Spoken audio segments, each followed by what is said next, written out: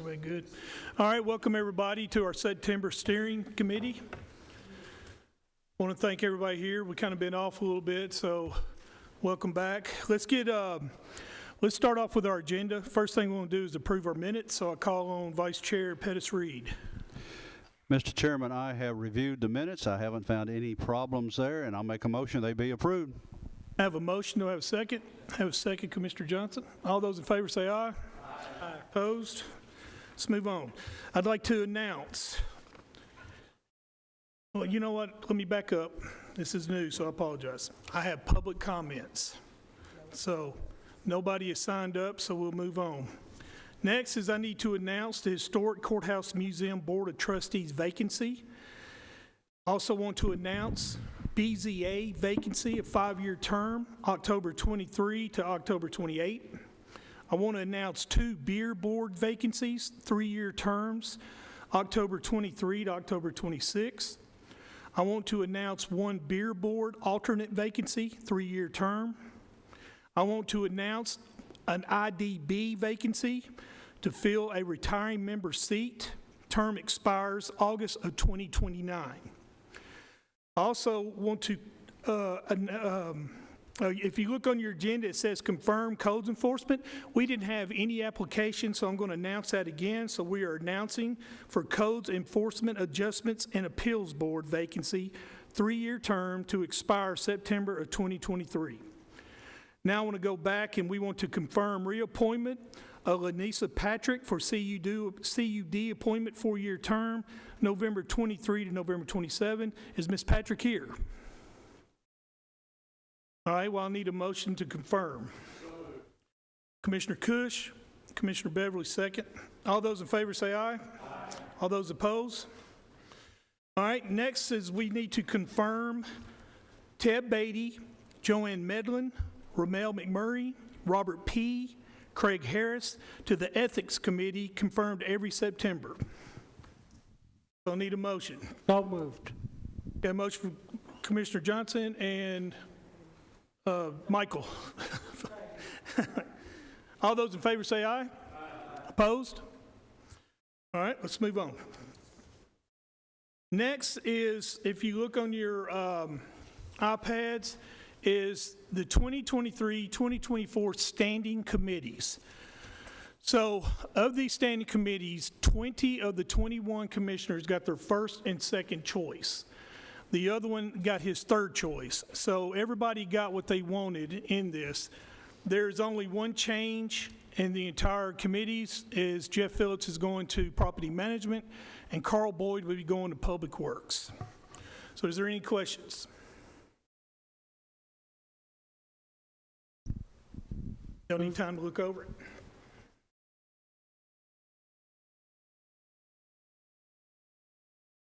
All right, I'll need a motion. Motion to approve. Have and second, Michael Rather. Let's go to the board on this. I mean, not the board, but let's go to a roll call.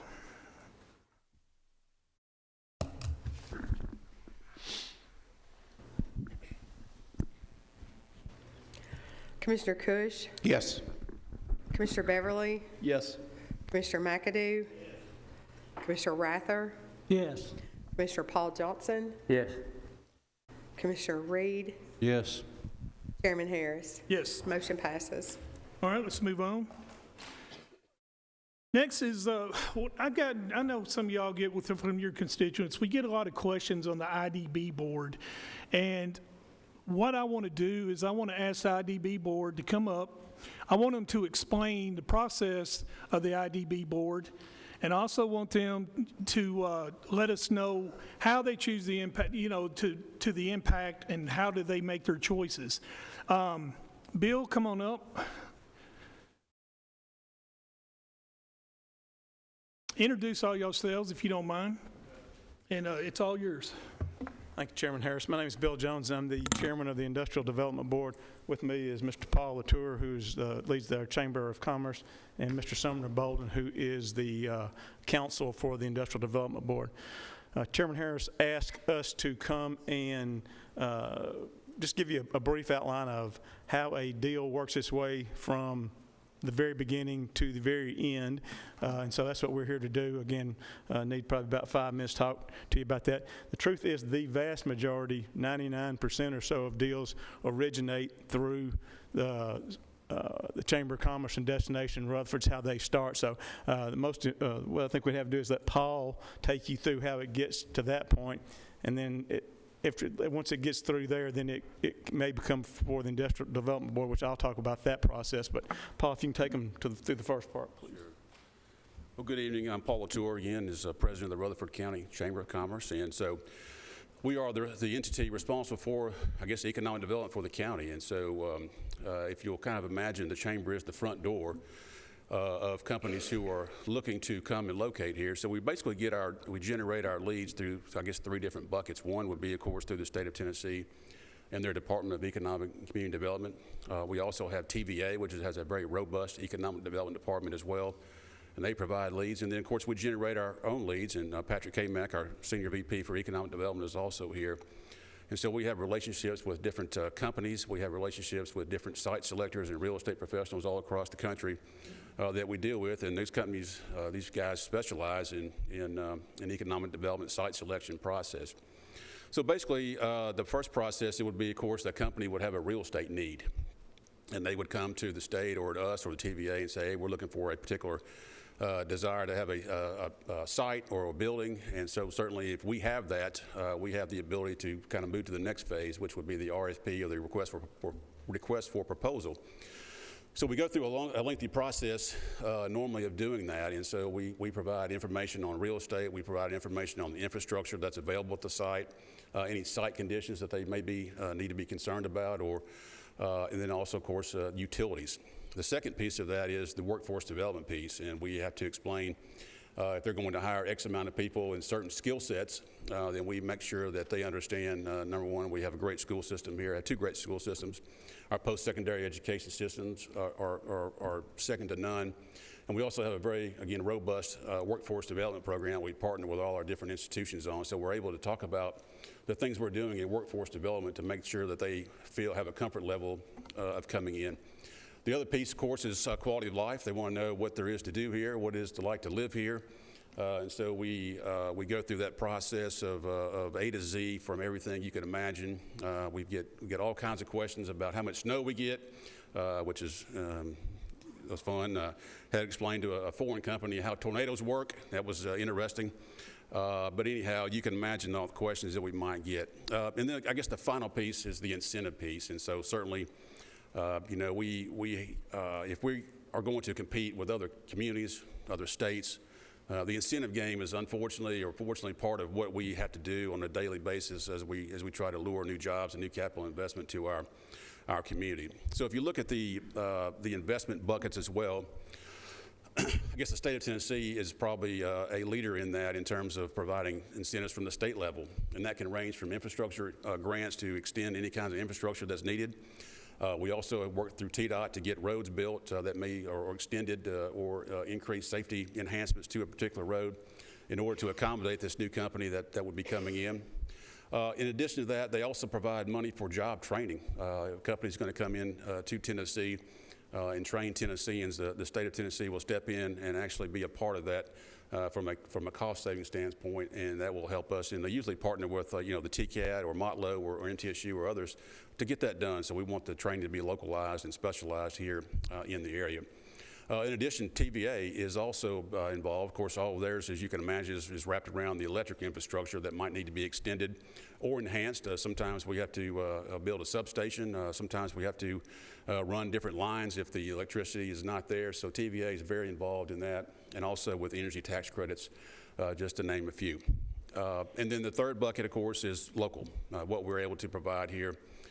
In the way of looking at tax abatements. And the tool we use is a payment in lieu of tax or a pilot program.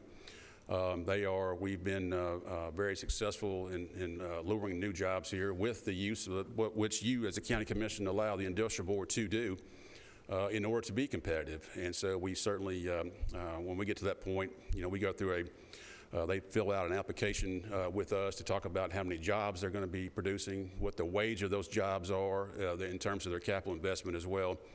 And then we use a third-party independent group called the Younger Company. They're out of Jackson, Tennessee. They're pretty well known in the circles. And we go through a process in what the County Commission has enabled the Industrial Board to do, that if the company, the investment will meet a 3-to-1 ratio, meaning for every dollar they invest, we get $3 in economic impact, then we don't have to come before the County Commission to do that. So all those various things will differ as it relates to what the size of the company, the size of the investment, and so I think that's been a very effective tool. So we all put those together with the aforementioned things I just talked about with TVA, the state of Tennessee, and that's our final package. And we go through, and hopefully it's an opportunity where the company will say yes. And again, I want to stress that we are very, very much. This is a competitive situation. So if we want to be competitive in the marketplace, we have to do these things.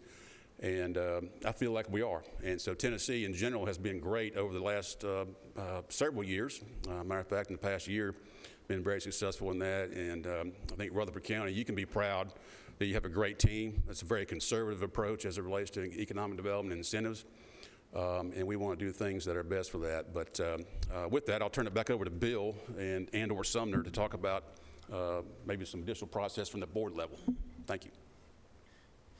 And thank you, Paul. And again, when I first started working with economic development after the chamber, probably 25 years ago, I was so naive. I thought that when, pick some company, when Boeing decided they wanted to build airplanes in Murfreesboro, that somebody at Boeing would call Paul and say, hey, this is Boeing, we want to build a plant there. That's just not the way it happens. Some site selector person calls and they won't tell you who their client is and talk about just what they need. So it goes through all that process. Eventually, if it gets far enough along, Paul has to sign a non-disclosure agreement to find out the name of the company. The state of Tennessee does that. So after Paul does all that work, and Paul and both Patrick, they understand the deals that the Industrial Development Board would be interested in. It can't be a marginal deal. It can't be something that we don't believe would be good for Rutherford County. You'd be surprised at the number of opportunities that are presented that we do not pursue because it's just not what we think is best for Rutherford County in terms of the type of jobs, the pay, those type things. It's always interesting when,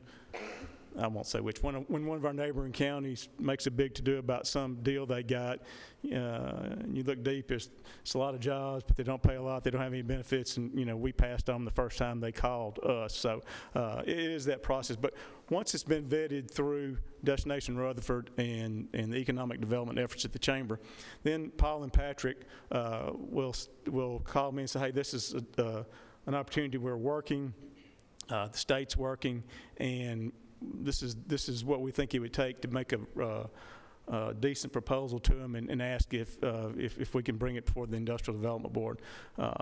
We will schedule that, and then it comes to our regular meeting. It's on the agenda. Paul and Patrick present the terms of the arrangement.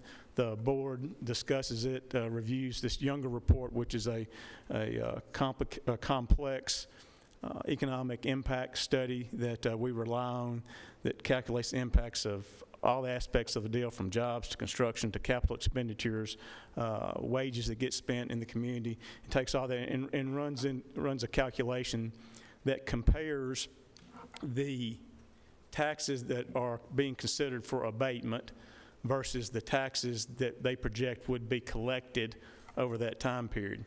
I think we're allowed to do deals that last up to 20 years, 30 years with state okay. Our average deal term is probably 5 years. We like to get in, get done, and get it over with and get it fully back on the tax rolls. So assuming that we project we'll collect at least 3 times the taxes that we abate during the pilot period, then the Industrial Development Board will consider that. And the board will vote on the proposal. Assuming it passes, then it's Mr. Bolden's responsibility as our counsel to then take what we've approved and get it reduced into documents. Usually the other side has lots of lawyers. We go back and forth, and Mr. Bolden will work till he gets documents that he feels represents what we intended to do and what protects the citizens of Rutherford County and its taxpayers. Assuming all that works out, documents are signed, and then that deal is in place for whatever the term is. So that's really the process. 99% of the time it'll start with the chamber, then end up at the Industrial Development Board for our consideration, and at that point in time it'll pass or it will not. So, Mr. Chairman, I don't know if that's what you were looking for. We're happy to answer any questions or try to if we can. Yeah, Commissioner Cush. Bill, question for you or Paul, either one. A few years ago, you did a presentation, something similar to this, to property management when I was on it with Mr. McAdoo. And it seems to me that 3-to-1 ratio is your kind of minimum standard, but you were actually running much better than that on an average. Do you want to talk about that? Yeah, Commissioner Chris, I think I looked at the last 6 or 7 pilot agreements they've been in, and I think our average on those 7 deals, I didn't bring it with me, was 7 or 8 or 9 to 1. I did look at the last deal we considered at our last meeting, and for example, this was a arrangement involving Nissan, that the taxes that were to be abated were $2 million. The taxes that would be collected were $15,600,000. So for every dollar we abated over that time period, we got $7.60 back. So I can't remember the exact number, but it was 7-ish or so to 1 as opposed to 3 to 1. And just to be clear, and this goes back a long way, the County Commission has told the Industrial Development Board that you have the authority to enter deals, that you have at least a return of 3 to 1.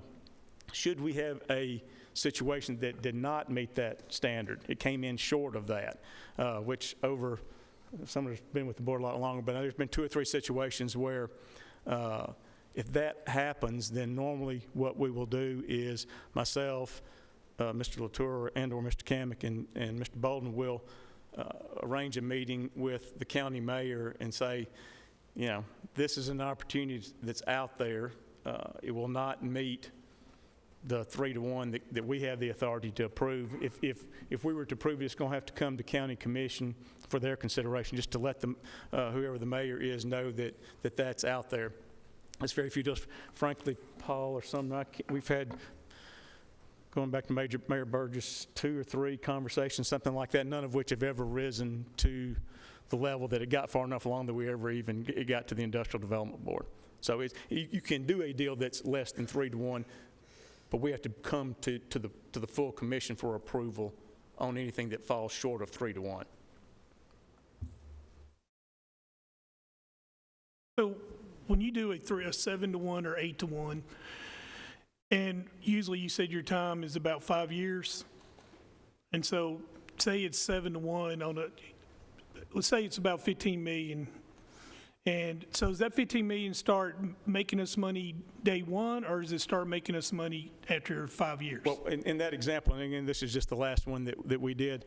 This one happened to be with Nissan, their longer term. This one had 14 years to go. So over that 14 years, we will abate $2 million in taxes and collect 15. So that's cumulative over the life of the deal. And this one just happens to be one of our longer ones that's 14 years. But same thing works if the ratio is 7 to 1, it's for whatever time period we have. If it's a 3-year deal, it's for 3 years. And once that period ends, it goes fully back on the tax roll, and the county's collecting 100% of the taxes then.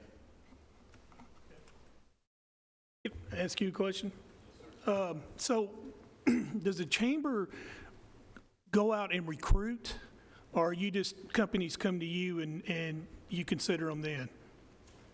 Thank you, Mr. Chairman. We do both. Matter of fact, again, I talk about our partners that we have in the state of Tennessee that we are very involved in. Patrick, just last week, was in Chicago for a site selectors consultant gathering, so we're always talking to anybody that will listen in that business to do that. So we have developed relationships over the years, again, with consultants in Atlanta, Chicago, Greenville, South Carolina, Los Angeles, Dallas. And so when we go to these markets, if we're traveling, we always, try to make meetings and make sure that, hey, they still know where Rutherford County, Tennessee is. And I think the other great thing is that the experience that they may have had when they have come here already with another project, they know that this is county and this community is a great place to do business. And so because we're reactive, we talk to They talk to their colleagues, so we have a great reputation as it relates to making sure that we can deliver speed to market as it relates to the companies. Gentlemen, one of the things that I've been asked to do, and I'm going to allow one question, and I'm going to allow School Superintendent Jimmy Sullivan to come up. The school board is very, they had just got a new chairman, and they're very interested in IDB board. So I told them that I'd let them have a couple of questions, keep it short, but let's go ahead and come on up, Jim. Introduce yourself to everybody. So Jimmy Sullivan, Rutherford County Director of Schools. Very nice to meet you all. I know several. Very nice to meet you. So just kind of question we look at, of course, our main revenue, we realize that we are a huge, I hate to say burden, but we are burdened on the tax base because we are such a growing district. Business is bringing, of course, more students into our school system. So we're averaging about 1,200 students new per year. And where we struggle of what we have to ask our county commissioners all the time is for additional funding for buildings. A new student, just for perspective, brings in about $10,000 a year. And so a new student at $10,000, if we had 1,200 kids, we're bringing in $12 million. With our growth, we need a new building every year. With the development, is there ever any conversation or discussion around, I know the payment in lieu of taxes, but as far as removing that portion to where the school system portion would still be paid? Is that ever discussed, conversed? Not sure how that works. Again,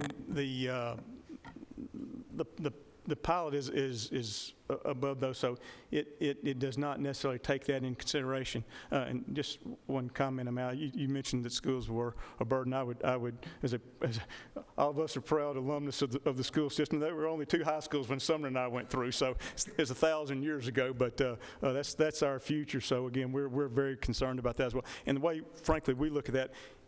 When we look at this, if there's a piece of property out there that was undeveloped, it might be paying $600 in taxes to the county. So you're not going to send many kids to school on the school's portion of $600. If we can encourage development of that and a company to relocate there, what gets in the paper is we abated $5 million in taxes. What sometimes doesn't get there is we collected $25 million. So there's a whole lot more in tax revenue because that company was incented to come here. And of course, a lot of those jobs, we try to do things where it'll be better jobs for Rutherford Countyans. I realize some people move in will be kids you wouldn't have otherwise had, but our belief is that the additional tax revenue that is collected more than offsets that particular expense you might have. So when you do your calculations and all that stuff, we know that based on the census that we had, that based on our households, we're averaging about 2.3 kids per house. So is that something you look at? Because that does, affect our school system, and it affects us a lot. So I would assume based on a certain percentage of income that someone brings in, that it would fit in that category? Thank you for that question. So a lot of misconception too is that when someone is successful, and if we're successful in locating somebody here, they don't bring a lot of people with them. They hire locally. They want to hire talent that is here. For example, the McNeilius or Oshkosh Corporation, they moved 2 people here. And so, if we were to have like many years ago, we missed out on the opportunity to have Nissan. Now, they did move a lot of people here with their headquarters. So we don't do a lot of, companies just don't, it's an expense for them if they're coming from another area to move all their employees. And so that's, and I would also say, I venture to guess that if the chamber stopped doing economic development, you would still have your population problem because of our popularity and so forth. So I think that's important to point out.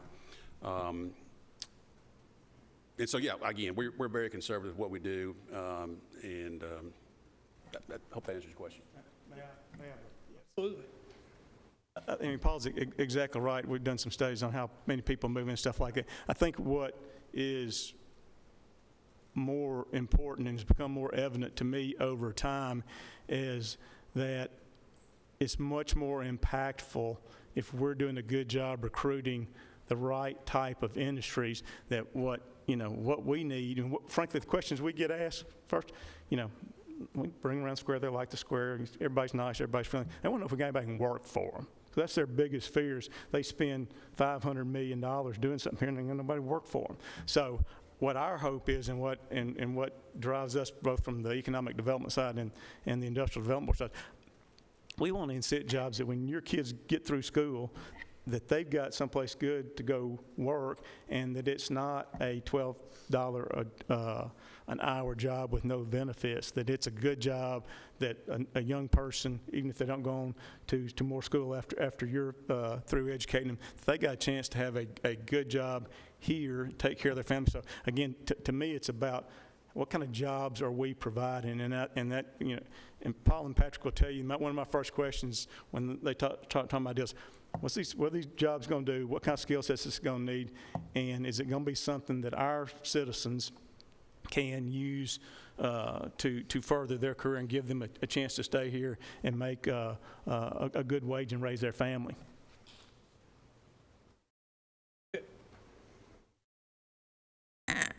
So again, agree. So one thing I wanted to bring up, just as your kind of role is to bring in business, we want to make sure that we are educating students the best they can. I just want to bring one thing to the forefront. A big concern for me, as you mentioned, being educated in this system. When we were educated in this system, we weren't the size that we are now. We are actually now, so we talk to all of our teachers about this across the district and communicate to our parents. So San Antonio Independent School District, Columbus City, Ohio, Detroit City, Michigan. Why do I mention those? We're larger than those school systems now. And so I'm concerned that as we continue to become a larger district, that our success is going to struggle. And that's one of my biggest challenges. So as I hope that we can continue to have conversations, because as we grow with growth, that ability to maintain that small town feel and be successful is a challenge. So it's just something to bring up. Just to be, before, you know, you're relatively new, but we have spent, the chamber, as the first question we get a lot of times is about who you got somebody workforce. Our workforce development effort is, chamber's workforce development effort is at the top of their priorities. And I will say that we have a really good relationship with the schools, because again, not everybody, and I'm a trustee for Middle Tennessee State University, so, you know, I'm here to support them, but not everybody has to go on to a four-year institution. And your folks are very helpful in helping us know, hey, you know, we got kids who can do this, and we say we got people that need people who can do this. Can we put something together? And Mechatronic's just the most easy example to come up with. So again, we've been pleased to work with the schools and make sure that you know what we're trying to recruit, and we're trying to find some way that his economic or workforce development efforts can match up. Because I mean, we've had situations where you know, kids out of high school for a couple of years with a couple of years more training have an $80,000 a year job at age 20. I can tell you, if I was 20 and making $80,000 a year, I'd be in serious. Mr. Bolden and I would both be in serious trouble. Probably wouldn't be here today. So, but again, I think it is everything you say is important. And again, we believe we generate a whole lot more revenue that you can use. But that's just part. We want to help with make sure that you're helping us with the jobs we need. So, thank you.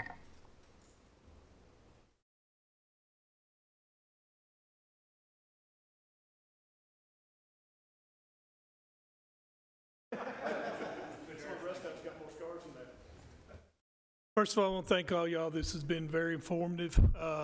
I believe in the IDB board. We believe in growth. My last question is to you. So, as you know, we're growing very big. So is there a lot, and I know you can't just say names, I'm not asking you for a name, is there a lot of businesses that want to relocate here? Absolutely. We have been, over the last several months, been very, again, robust activity. There would be more opportunities if we had more land and more sites, honestly. And that limiting factor there is basically infrastructure. You know, we look out in land that's not incorporated or it's out further. The sewer is the biggest limiting factor on being able to do that. And of course, I look at three of my panelists from the other night we're trying not to destroy farmland, but and the fact of the matter is that's what, you know, we're having to look outside and doing some things, you know, trying to do some infill within the different municipalities. But companies want to be located near roads, good infrastructure, good utility infrastructure, and good communities. Any other questions? Chairman Phillips? Bill, you've been on this thing so long, your hair was dark. I had more hair, and Mr. Bolden's glasses have continued to creep down on his nose a little bit further, and that's how long we've kind of... We were lucky to find our way to the room today, so.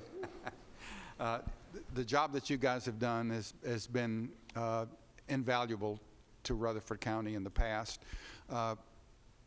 Rutherford County is developing a new comprehensive plan that's going to try to develop a vision for what we want our community to look like for the next 30 to 40, maybe even 50 years.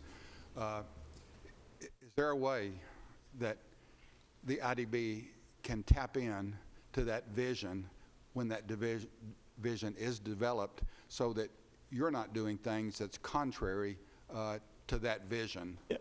Yeah, right. You mentioned green space a little earlier. Right. Well, and again, remind you that we're a board that you all create. So again, we work for you. And thing I don't want to do, I don't want to waste my time, frankly, or Paul or Patrick's time, working on something that is not what the community said it wants. And so again, it goes back to deals that, Paul's nice about it, and he does all the nice things, but in the end, he doesn't encourage them that there's going to be any incentive. So yeah, we will, just like we do now, we think we've got a decent idea of what your marching orders are, and again, obviously a new plan. Obviously, even as much as it would change in the next 10 to 50 years. Again, we're not going to do something that we don't feel is something that the county commission is interested in. So, yes, just to answer your question, that will be one of the things that guides us as well. It's just our own sense of wanting to be conservative, wanting to make sure. I'm a banker. Everything at the end of my day, everything's got to add up and balance. And so, we look at is this what the community would want or need? Is it good for the vast majority of the constituents? And is it a good business deal? Are we doing better than 3 to 1? Are we doing 7 to 1, 10 to 1, 12 to 1? And most of us believe that if it's the right company and we can get a return of 5, 6, 7, 8 to 1 over a 5-year period, most of us as business people would probably take that deal. I don't want to leave Paul out. My satire is not going to extend to the Chamber of Commerce, Paul, but I can recall 50 years ago, okay,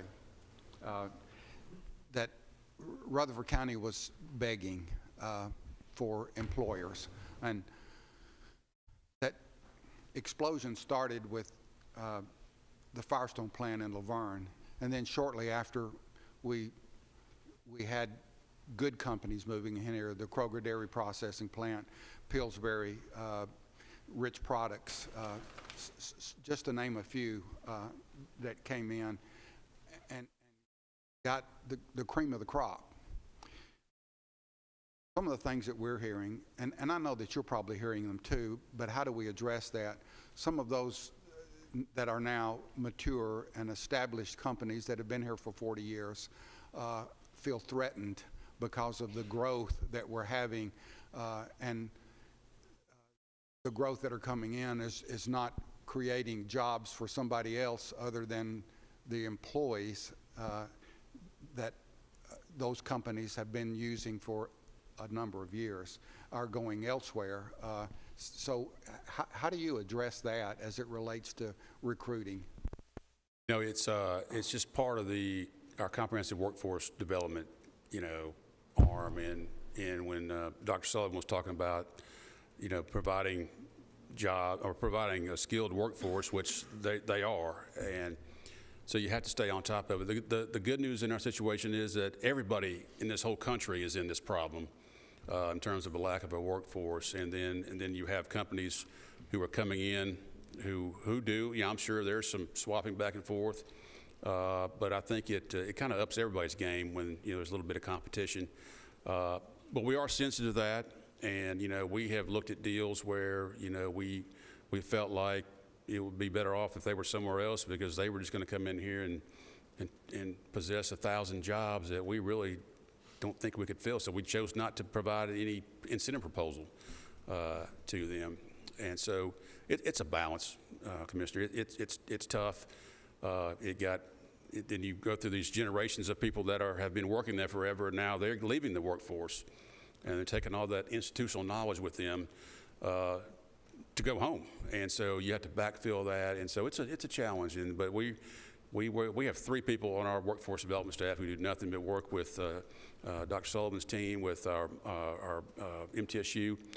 MTSU is the biggest generator of workforce in this entire area, and it's incumbent upon us as a chamber to try to recruit jobs that they want to stay and work in, and they do that. So I don't know if I answered your question very well, but it's just kind of a complex deal, and people like to make tires, and they're going to love it. And so we try to encourage people who we have this program called U Science, and thank goodness the school system has adopted it, to find out aptitudes in the 8th grade. What do you want to be when you grow up? So we start trying to help guide them toward, and manufacturing is not a bad thing. It's a great thing. It's been the backbone of this country, this county, and this region here for a long, long time.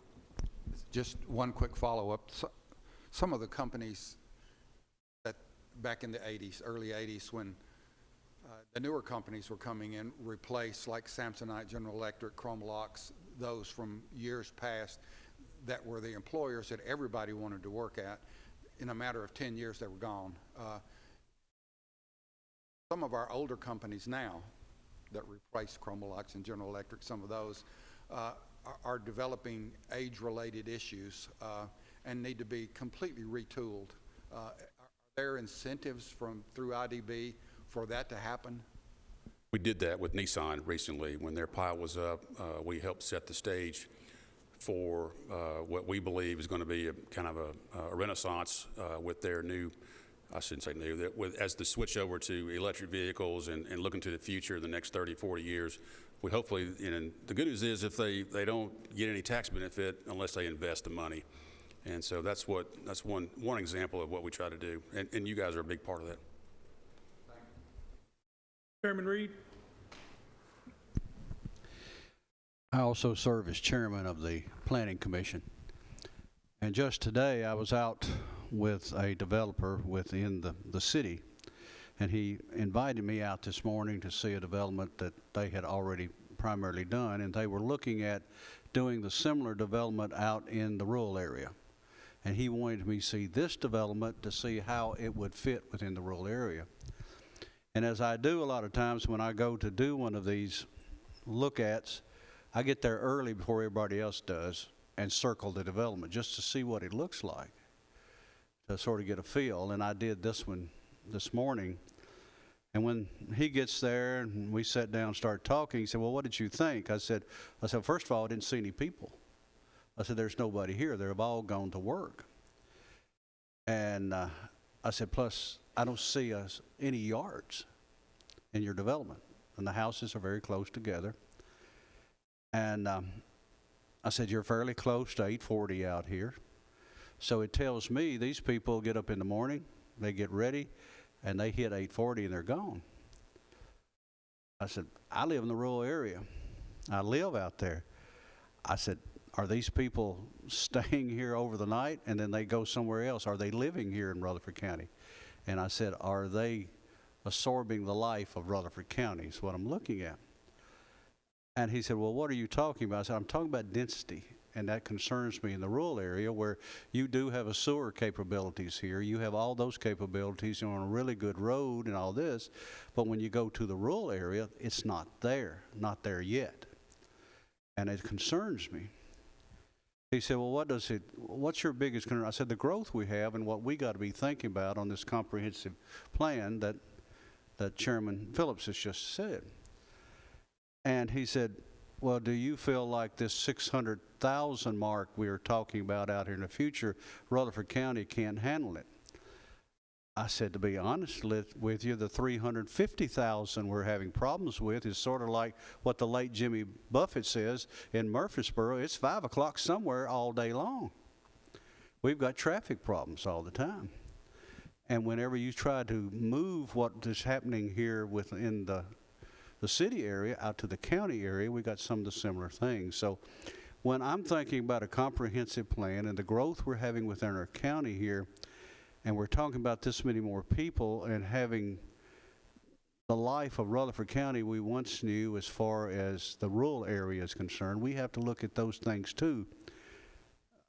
What I wonder as far as our industrial development, y'all are familiar with this. Are you having problems of finding places to locate new industry? I just wondered if we're getting short of those places as well. We're woefully short, and that concerns us. I guess it depends on who you're talking to, but as I just answered the other question from Chairman Harris, yeah, we would have more companies here had we had more. It's like a car lot. If you're selling cars, you don't have any cars in your lot, then you're not going to sell many cars. So that's been a challenge for us. But we're working with our municipalities and looking at what, particularly in Smyrna, what's about to happen with the widening of Jefferson Pike to 840. That's going to help provide hopefully some opportunities. And so yeah, and you're seeing developers. If you drive to Nashville, you've seen sites that were once thought unimaginable to try and develop, and they're on the left side going up in Smyrna, cut the whole hill down, and that's expensive, and you would never see that 10 years ago of the real estate companies of the world doing that. So you're seeing people get more creative, and there's still high demand out there right now.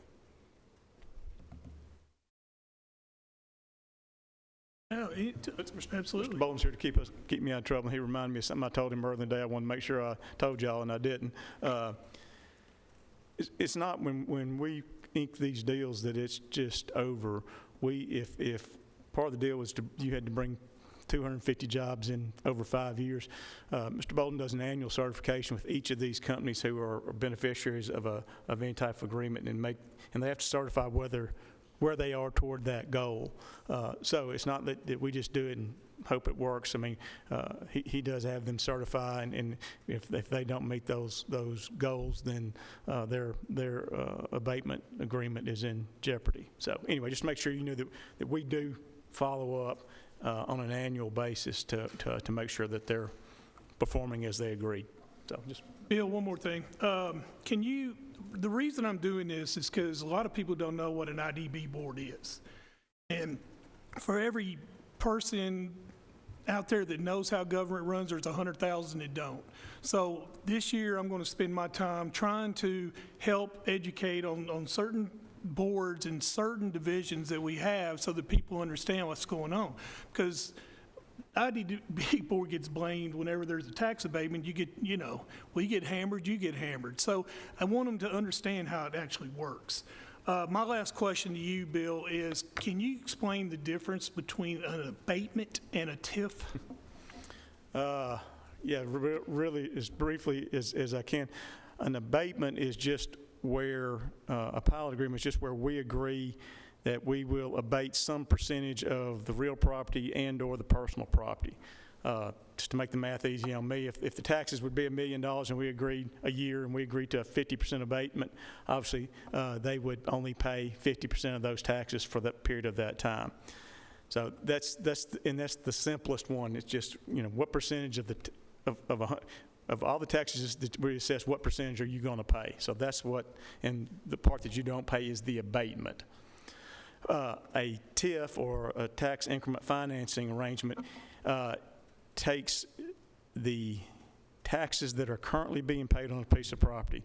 Let's say that's $100,000 of county taxes, and when it's redeveloped, they're now paying $1 million of taxes. So the difference in what they were paying and what the new tax they would be paying is the difference between $1 million and $100,000, or $900,000 difference. So that $900,000 is the increment. So a tax increment financing deal can use some of that $900,000. The thing you need to remember is that in my example, the county collects what it was collecting. In my example, $100,000, and then in addition to that, they also collect what is called your dedicated taxes, which is the percentage of your taxes that are allocated to debt service. So I think for the county in '23, it was 21.14% or something like that. So in that deal of $1 million, they get the 100,000 you were already collecting, you get 21.14%, whatever that works out to, of the dedicated taxes to cover the debt service of the county. And then whatever's left is now what's available for abatement, to use as an increment. Then you can use some of that increment to help the developer pay for public infrastructure. The One East College deal that's not going yet, it was a TIF given for them to use that increment to finance the public parking garage, so public infrastructure. The situation that the city's considering now runs down Broad Street. They're working on a TIF agreement there that will cover the public infrastructure, street, sidewalks, utilities, and also 2 parking garages and other surface parking. So that increment has to be used for public purpose. And the difference, one of the other differences in a TIF is, instead of on a pilot, it ends with us. On a TIF, it starts with us. So the state law says that they have to come to the Industrial Development Board, make a presentation of an economic development plan, then we review that, and then it's our job to forward that on to whatever municipality taxing entity they'll be in. So in the case of this new deal that's working down here, okay, we've moved it on from the IDB, but now the city of Murfreesboro and the county commission will have to approve that TIF agreement. So again, it's in the TIF, it starts with us, as opposed to in the pilot, it ends with us. So again, Chairman, it's a long story. I'm sure everybody's got someplace to be before next week sometime. So anyway, that's the basics of it. Any more questions? That'll teach you to ask that one. Chairman Cush? Yes. A TIF, again, I believe by state law can go 20 years. It can go 30, but you have to go to the state to ask to the Economic Development, ECD, before to do more than 20 years in the comptrollers. And I think the One East College, that was for 9 years. What was the deal? 9 years or? It's been an either or. Yeah. It's either X number of dollars or 10 years or 15 years or something like that. Yes, and so you agree on the TIF that it's, like, as Sumner said, it's going to be $9 million, and it's going to last for 15 years. Well, if they collect $9 million in the first 8 years, it's over. And if at the end of 15 years they've only collected $7 million, it's still over. Yes, good question. Anybody else? Thank you, gentlemen. Thank you, appreciate it very much.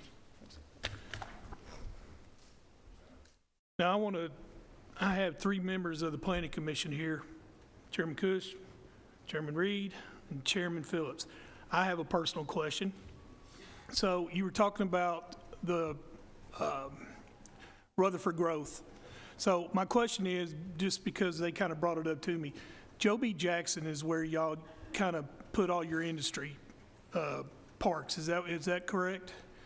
We try to keep our industrial out there in that area? So how are we doing on space? That's my question. So we look like we're going to be okay to build out there for like 20 and 30 years? Stretch? I'm just curious because these guys are bringing businesses in and some of them have to go in that area.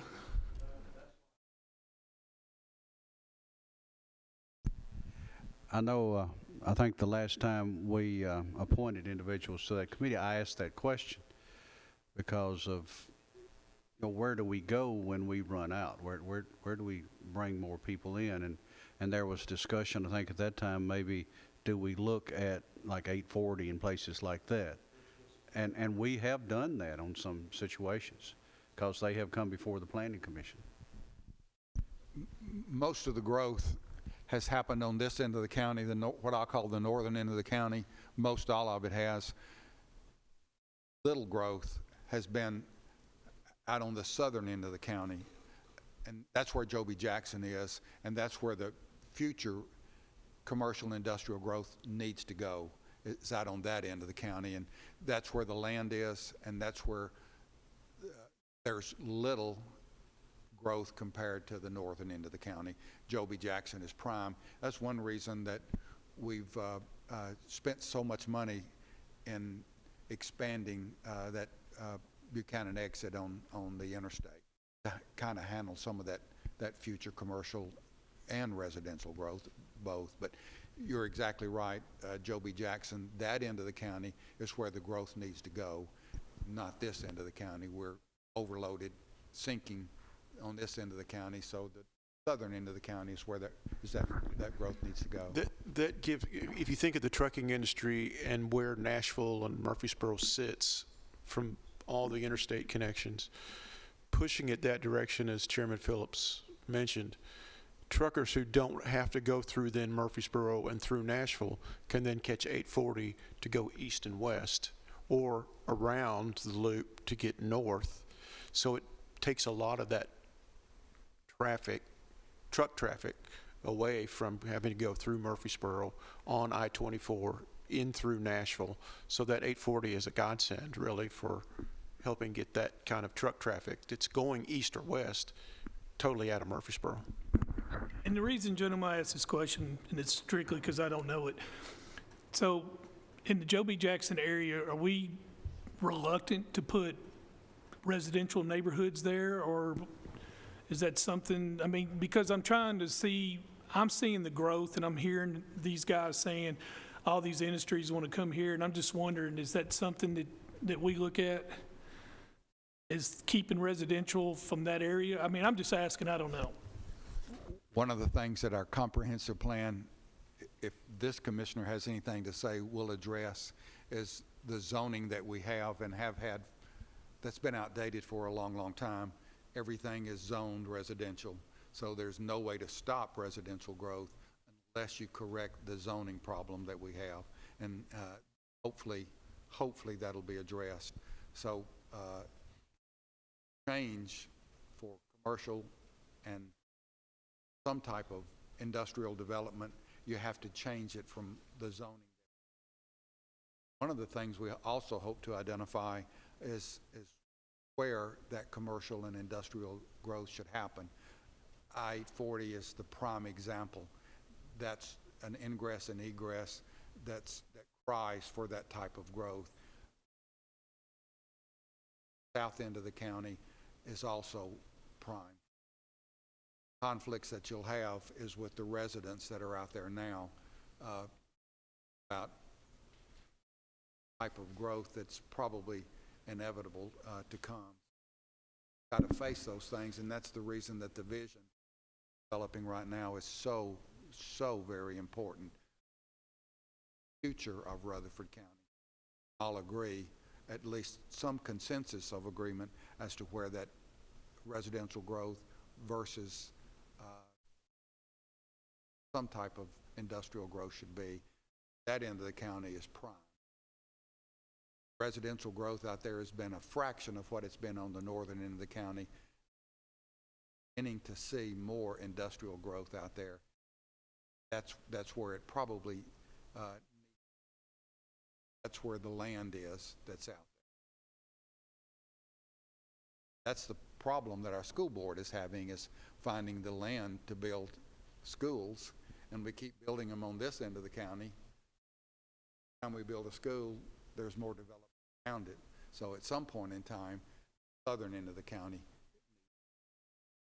Well, I looked at the growth plan. First of all, I want to thank y'all, because that's a pretty tough job. And I looked at that growth plan, and it was, I don't want to say scary, but it was very concerning. I mean, it was, the amount of growth is just unbelievable. And if they hit those numbers, it's just unbelievable. Did you want to say anything, Commissioner Beverly, before I move on? Yes, Mr. Chairman. That's really the heart of my district we're discussing, and I'm seeing some annexation from the city of Murfreesboro going out that way, especially off Richard Reeves and what is being done out there. We do have a lot of space for industrial growth, but there is residential development that is coming. I run a report every month just to see what transactions are occurring in my district, and it's at some months we're seeing almost 70 real estate transactions just in District 6 alone, with half of those being new construction. 35 homes, 2.3 students, you're looking at roughly 85 students coming in. every month just on the south end of the county. So we have to balance that with our zoning, speaking into residential, but also making sure we're on the same page with the city as these properties are also being annexed out there. Right now it goes to the Maples, but I can see that stretching further south. I'm sorry, guys. I just had to know. I guess that's the privilege of being a chairman sometimes. You can ask a question of 3 chairmen. Let's move on. I have made a mistake on the agenda, so I need to fix that. I'm going to go ahead and I'm going to announce other business. Does anybody have any other business? We do have one item, and it is our lobbyist report, which I had left out. And I want to ask Will Denabi to come up and just let us know what's going on this month. Let us know about the special session. And Will, go ahead. It's all yours. Thank you, Mr. Chairman and members of the committee. It's a pleasure to be here today, and I'll be brief in my report. The special session did adjourn. You probably read about that. I'll leave it at that. The items of interest related to growth and other things, we have a meeting coming up on the 19th, September 19th, where it's going to be our first sort of get-together with interested stakeholders, and we'll see kind of how that goes. We're starting the process. I will also report last week the County Mayors Association statewide group. There were 70 county mayors that were here in Murfreesboro. The governor came. We had a great meeting. Mayor Carr was there, and the association voted unanimously to continue supporting our effort, but also the effort for the other counties as well, working on alternatives to raising property taxes. As you're literally discussing right now, these growth is a good thing, but it has a cost associated with it, and your only tool right now is raising property taxes. The other counties as well, they understand that. They don't have the exact same situation as Rutherford County, as we all know, but they sympathize and they support the effort. So, Mr. Chairman, with that, I'll take any questions you have. Questions? Will, thank you. Thank you. This will be a monthly report, and we appreciate you coming, my friend. All right. Let's, one more thing, I'll move one more thing. Let's go to the litigation report, gentlemen. You look on your iPads, there's a list of our litigation. Is there any questions on this? Seeing none, we'll move on. The last thing is our HR report, so I will ask Sonia Stevenson to come up.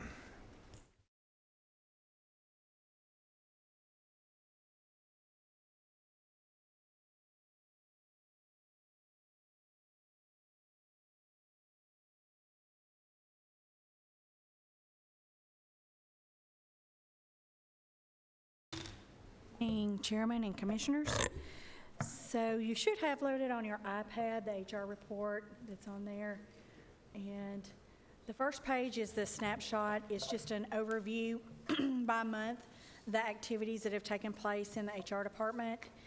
The key points of interest, I usually try to go over kind of quickly. The items that had the most impact for this month would be the leave, which we had 136 opportunities for leave, and that could be anywhere from FMLA to ADA, somebody needing accommodation. Those military leave are some of the leaves that would be under that header. The other things is the offboarding, the turnover. We had 35 people that we processed who were leaving the county, and some of those were for retirements. We have noticed an uptick in people retiring. I'm meeting with 2 to 3 people a week, and so that is some of the turnover. There's obviously other reasons for turnover as well. New hires, we had 122 new hires this month. So that would be the onboarding process, getting them through all the testing, everything that it takes to get them set up as a new hire with the county. Policies, we had 88. We worked on the handbook policies. We hope to next month be able to bring the updated handbook to the commission. Our county attorney is reviewing that, and we look to be bringing those policies forthcoming. Promotional activities, we had 16. Those are opportunities where our outside businesses want to offer benefits to our county employees for the work that they do.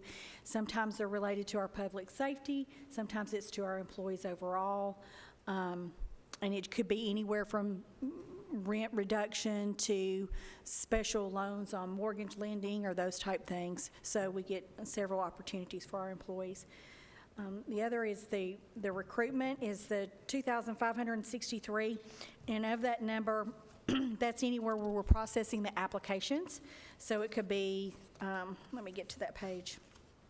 We received 971 applications and referred those to the hiring managers of each of our departments.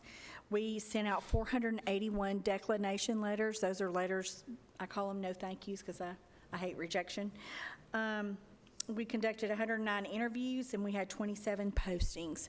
So that was a pretty big month for us. The last 2 months have been pretty busy. Reports and surveys, we had 596 of those. With the largest surveys or reports would be the open records requests. We have 383 of those this past month, and we trend in the 300 range pretty much every month. And we had 99 Title VI requests, which is that's an uptick for that. We range in the hundreds for that as well. And also background checks is on there and new hiring reports. So there's several different reports that we conduct, whether they're state reports or federal reports, we do those monthly.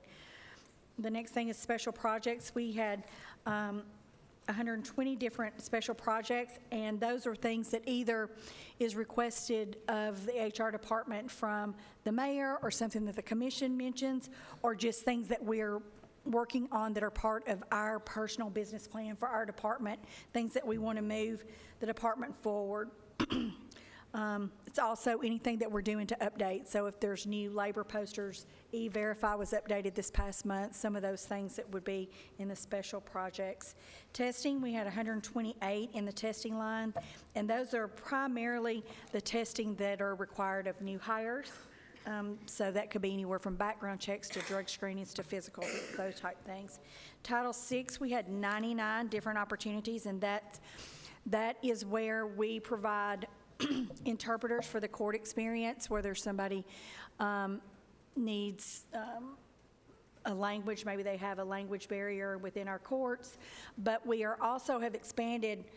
You may remember about a year and a half ago I requested, well, it may have been a little bit longer than that, I requested to apply for a grant to work on video interpretation in our courts, and that would assist our judges with not having to delay the court process, so giving our citizens the right to a speedy trial and not having to reschedule their cases because they could not speak English in order to continue that. So you authorized me to apply for that grant, and the video interpretation is working really well in our court system.